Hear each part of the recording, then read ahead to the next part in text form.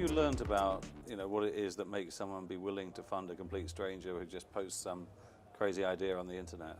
Well, there's two ways of answering that. One, there's the theoretical part, which is there's 4 reasons why anybody funds anything in life.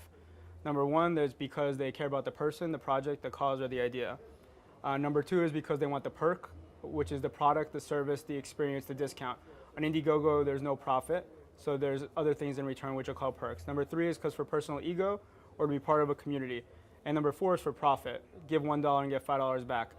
In America and on Indiegogo, it's illegal to publicly solicit, so we can't offer the 4th option. But we do the first 3 very dynamically. So what kind of perks are you talking about when you say if it's not financial? Sure. Every campaign makes its own perks. Some are very nostalgic, like maybe a postcard from a country that you let somebody be able to go to write a blog. Or some are actually 50% discounts on wine because you helped a wine company be able to open around the corner. Others are getting movie credits in their names actually in the movies. Or you might even be able to have your image in a comic book actually drawn in because you paid enough to be part of the perk. In terms of your question, what have we learned? So we have the most data in terms of what are people funding and why. And some interesting data points for those who are interested in crowdfunding and how to do it better. Remember I said there's 3 things that matters to having a successful campaign. 1, having a good pitch. 2, being proactive. And 3, finding an audience that cares.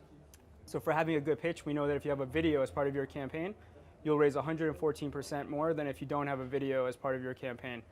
We also know that if you have 4 or more people on your team, you'll raise 70% more money than if you only have 1 person as part of your team, showing that you're trying to raise money. We know that the first 30 to 40% of any campaign will typically come from your own social graph, never from a stranger. But after that 40% tipping point is when you start getting a lot of strangers.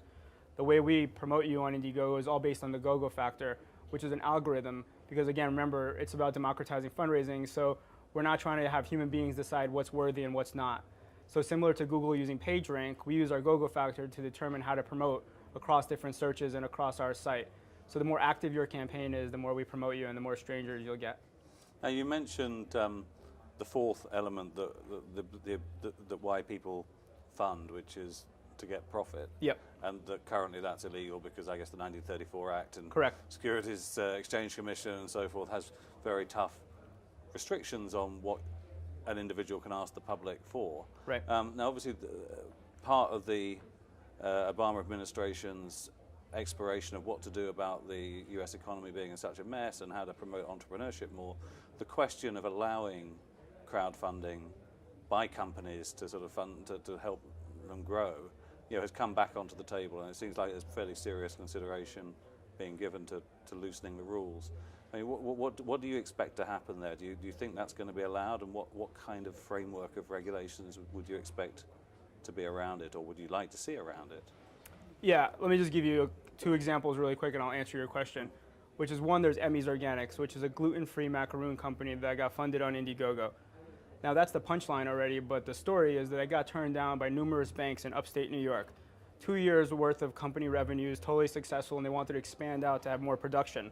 But the banks turned them down. They were able to fund the money they needed on Indiegogo to have new branding and to get into supermarkets to sell their product. Why were they allowed to do that? Well, Indiegogo doesn't say you're not allowed to, so they tried and they got it. The bank said they weren't allowed to get a loan.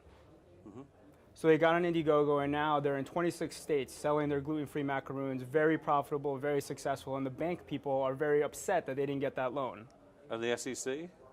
Well, there's no loan on Indiegogo. The actual perk that they were giving in return was actually just macaroons, or getting to pick your own flavor for macaroons, or getting your name on different bags. So there's actually no financial return that's happening, so it's totally kosher with the SEC. Another story is Walk in Love, which is a guy who created his own t-shirt company, and he was just selling in a kiosk in the middle of the mall. Now he saw J. Crew right next to him, and he's like, man, I wish I could have a retail store like that. But he didn't have the money, and the bank definitely wasn't going to give him any cash, so he went on Indiegogo and was able to raise the $30,000 US to be able to have the store in the mall for the entire year. And that was all funded by pre-selling t-shirts and hoodies.